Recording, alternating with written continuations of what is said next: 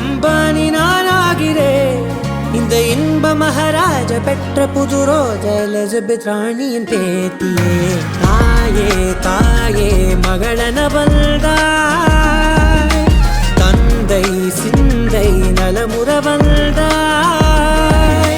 நீயே லோகம் என்று ஆனாய் பெண்ணே, என்னை ஆளும் தெய்வம் நீதான் கண்ணே.